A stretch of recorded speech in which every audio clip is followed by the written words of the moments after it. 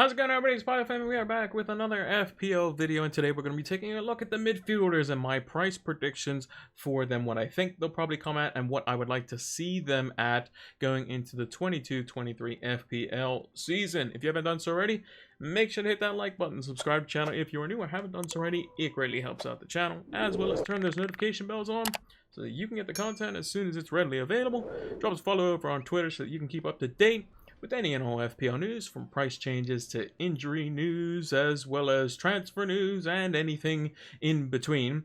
As well as give us a follow over on Twitch so you can see when we go live for our preview and deadline streams. And most importantly, when FPL does go live, I'll be going live that night for an extended stream, most likely, to discuss all the different prices that have been released in the game for the next season.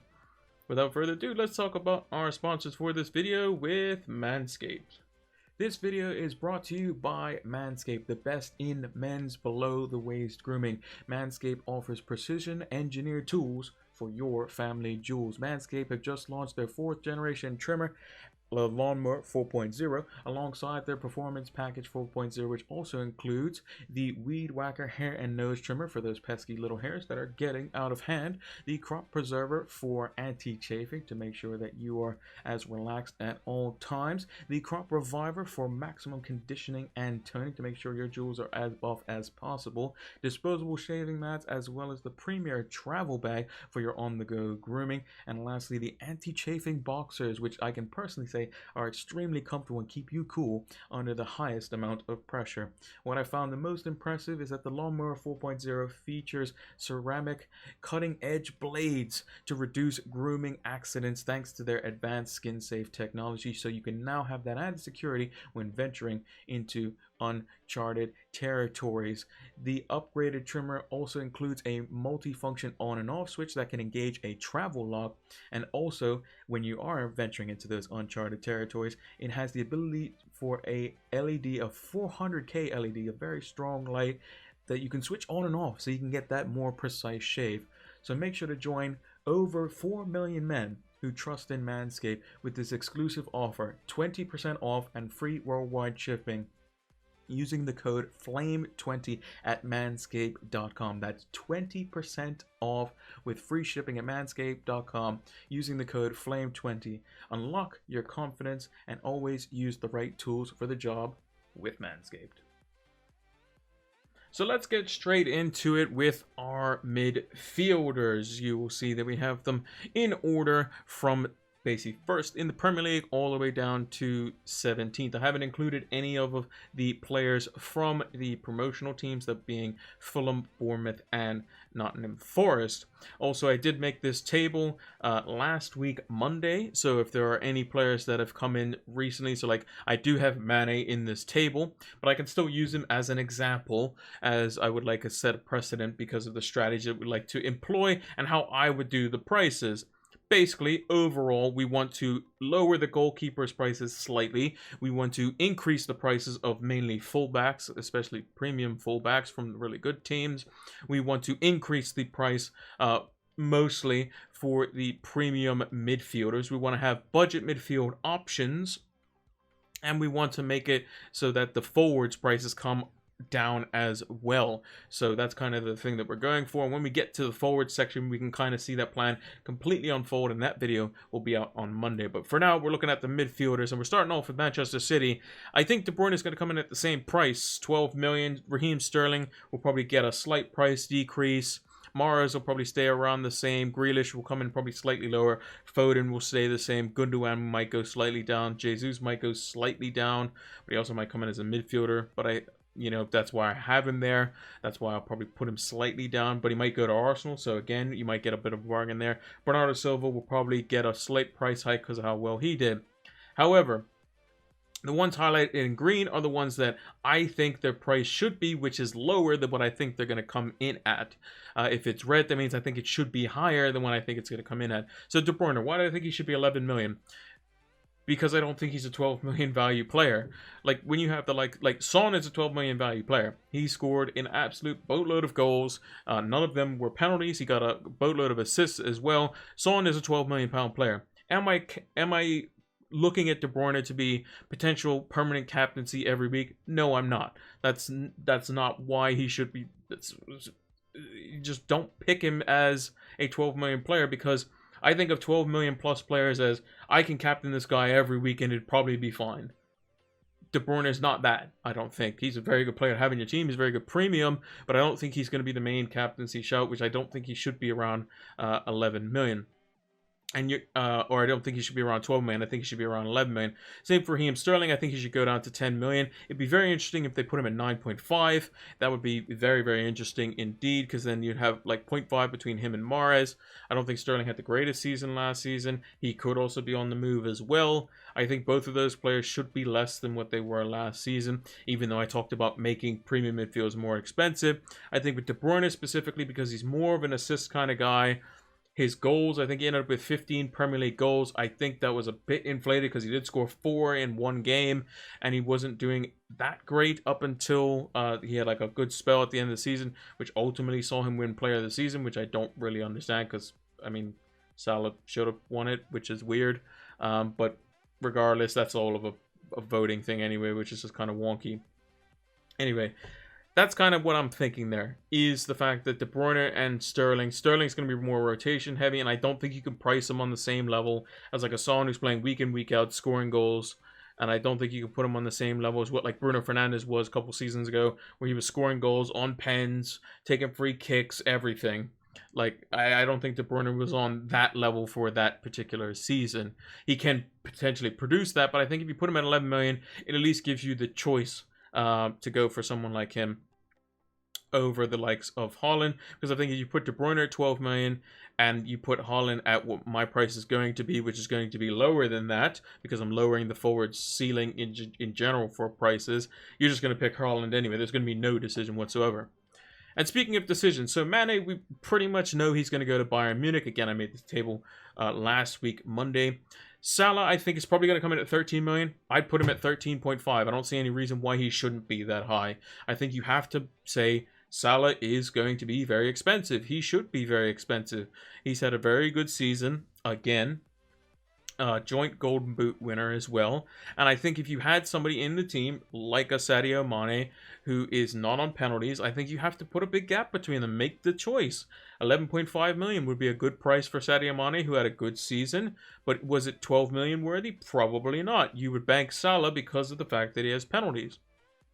And I think that Mane would be much less than that. So if there was like, so as an example, if De Bruyne does come in at 12 million, I don't think you can put Haaland at 12 million. I think you have to put him at most 11 million. I'd probably like to see him at 10.5, personally. A little bit of a spoiler there, because I just think midfielders score more points. And midfielders that score points, that are more involved centrally, that are on penalties as well, and most of the play goes through them, you have to price them higher. That's kind of how it works. And I think that's how it should work. Although FPL has done some weird prices. Like, what's probably going to happen is we're going to see Salah at 13 million. De Bruyne is going to be 12. Son's going to be 12. Kane's going to be 12. Haaland's going to be 12. There's going to be all of these players at 12 million. You can't get them all. And they're all going to be good enough players. But if you wanted to balance things out a bit, you would make the forwards more attractive because they get less points. And you'd be more likely to captain a forward. Because in this most recent seasons, I would say at least probably last 4, maybe 5 seasons, people have been captaining midfielders more and more and more and more, because these midfielders are not actually midfielders. They're basically strikers, and they're getting involved in the box, and they're getting involved on penalties, and they're getting involved in close range shots that let them rack up these massive tallies. And you can see it happening more and more and more, because fullbacks are becoming more and more important in the game, and they are the ones that usually create the width and the creativity, which allows the forwards to tuck in and get involved in the play, which is why Salah should be much more expensive than any other player. 13.5 million I think is fair enough for him. Again, if Mane was going to stay, I would put him at 11.5 million, but I expect the difference to be more of a 13, 12 if Mane were to stay. That's obviously not going to be the case. Naby Keita, Thiago Minamino, they're all kind of pretty much irrelevant, but I would like to see those types of midfielders be like 5.5 million just in general. Looking at Chelsea now, We've got Christian Pulisic, we've got Ziyech, Mount, and Gallagher. Because remember, Gallagher is going to be back at Chelsea. I think if Gallagher is going to be potentially playing, week in, week out, put him at 6.5 million as a central midfielder. Give us a little, kind of, that could be quite good from central midfield. We saw Kovacic, a lot of managers were buying him. Give us something to look at there. Maybe he gets more involved. Maybe he basically takes the kind of controlling role over Mason Mount. Mason Mount gets pushed wide. Maybe. I think Mason Mount, you probably stick at 8 million. I think he's going to come in at 8 million. I think Ziyech and Pulisic will probably get dropped down to 7 million, and I think that's probably a fair price for them. But Gallagher, he's probably going to go up to like around 7 million, especially because he's just going to be at Chelsea and they're going to price him with all the other midfielders. But they just make him slightly less. He was good last season. He's coming into a new team. You don't know what's going to happen. And maybe you get a bargain if he does make the move. Now, Son's price last season, we're going into Spurs here, was 10 million. I think he's going to come in at 12 million. Do I think he should come in at 12 million? Yes, I do. The reason being, he tied the golden boot last season with Mo Salah. None of them were penalties. And when Bruno Fernandes had that good of a season, I think they should come in at 12 million. Nobody thought that United would fall off. Spurs are not going to fall off. I think they're going to still do quite well. Son and Kane are still going to link up and score goals. Lucas Moura should come in at 6.5 million, which is what I project him to come in at. That's what he was last season. Kulusevski will get a price hike. 8 million is what I think he'll come in at, and I think that's what he's gonna, what FPL are gonna price him as well. I think maybe there's a chance at 7.5 million, but I think 8 million is about right for him. He was way too cheap at 6 million.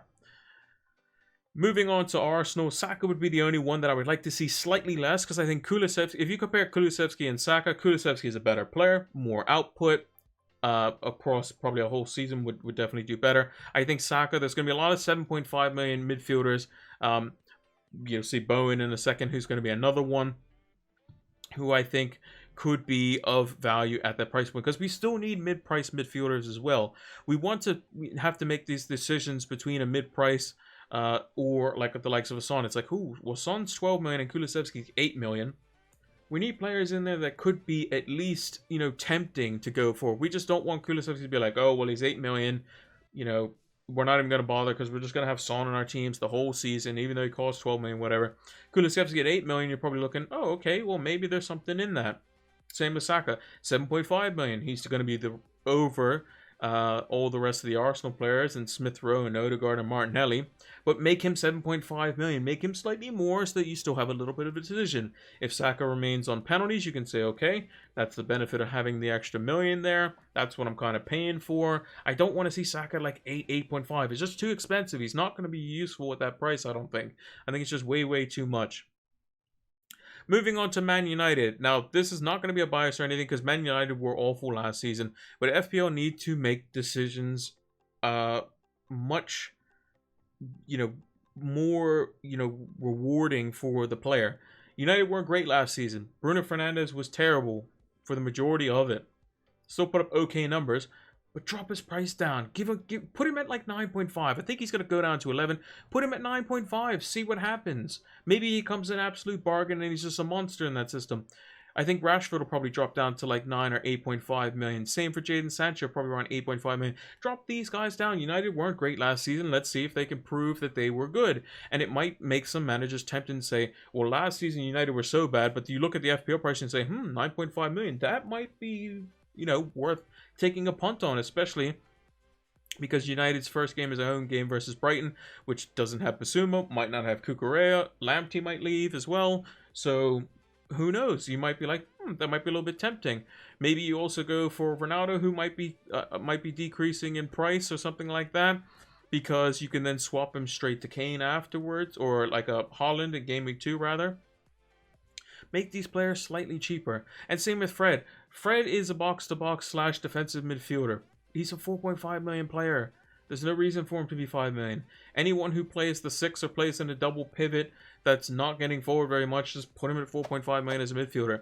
You'll find players will actually start playing more 4.5 million midfielders, and you might actually see more picks from that area. And if you can find those gems that, push forward a little bit, maybe you might see these players being picked. And it could just make the game more interesting. Ooh, there's a nice little gem here that we could pick up. And that's where you find these trends and you bring in these players early and you use your your knowledge of the games that you've watched and the stats and that sort of stuff, and you can pick up these gems, and that's what makes FPL managers good. Yes, there's luck involved, but finding the gems before it happens, because you can say, okay, I can see a trend here, I'm going to jump on that trend. Sometimes it works, sometimes it doesn't. But more times than not, when you're looking at a trend and it's looking positive and it's trending upwards, and you get on that player, they tend to do well. Bowen was one of those prime examples last season. Benrahma was one of those examples from last season at the very beginning. I remember watching a game versus Atalanta in preseason. He absolutely ripped it up. Him and Antonio started with both of them. They got a goal and assist in the first 2 games each. So yeah, it was fantastic to see how that one went down and got me off to a very good start. Bowen, again, I think he's going to come in at 8 million. Just put him at 7.5. West Ham is not a team that should have these players at 8, 8.5. Like, yes, Bowen had a ridiculously good season. If he does it again, then cool. But it might just be a one-off. Put him at 7.5. He's on the same playing field as the likes of a Saka. He's in a team of a similar caliber of kind of strength in the table. And I think that 7.5 million would, at least we'd be like, oh, Bowen, 7.5 million. Maybe we go for him. After the Man City game, I think the fixtures are okay from what I remember. Fornals, Lanzini, Benrahma, you kind of put them at 6.5.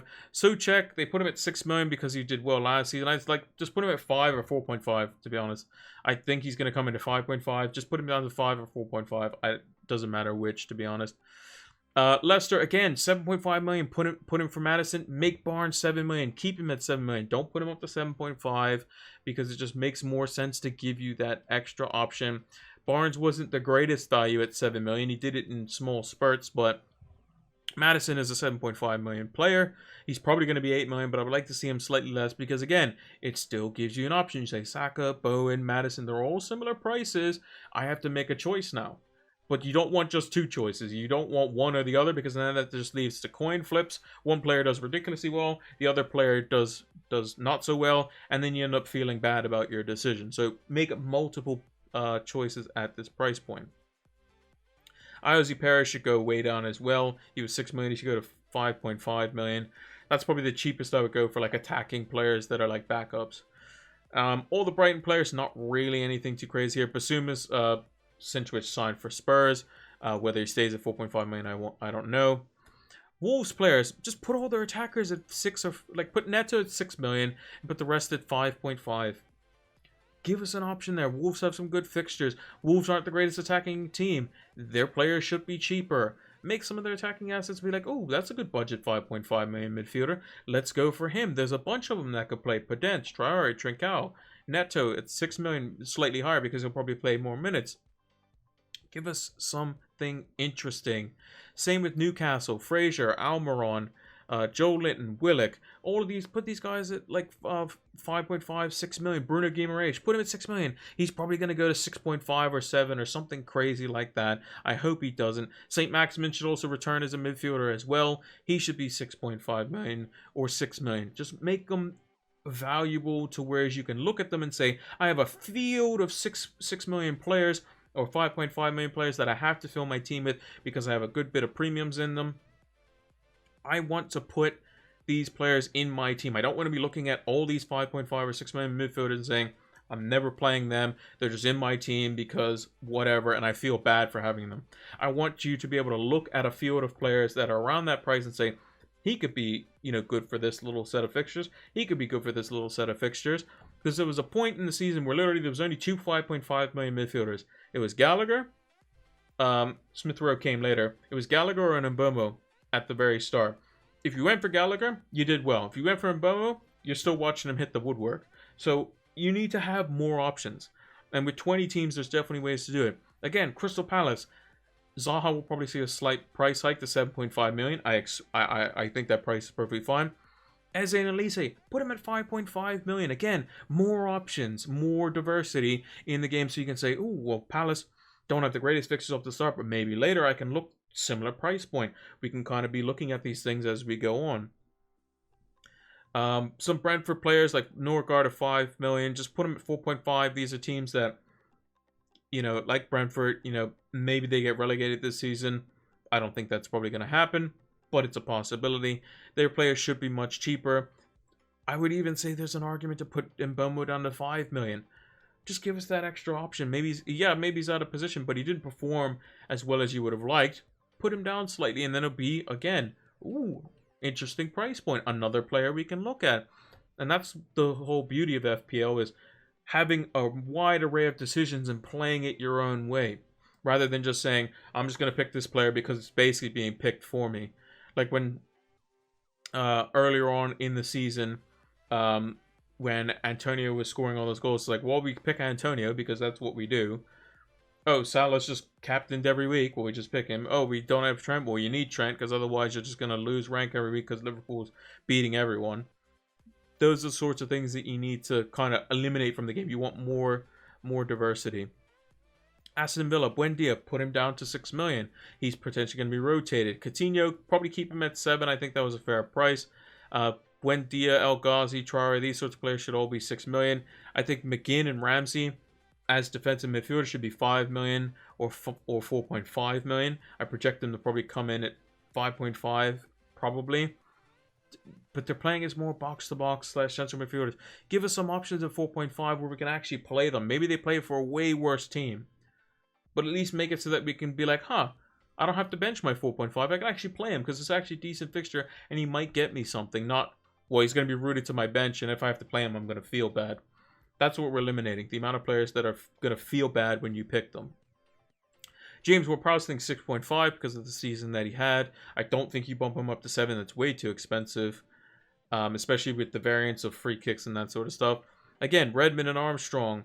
Walcott, Elianusi, put them all at 5.5. Southampton didn't perform well, but give us the options. Iwobi, Gray, Gordon, same situation. Gordon will get a price hike just naturally, but he's probably going to go up to maybe like 6 million. I don't think that should be the case. 5.5 at the most.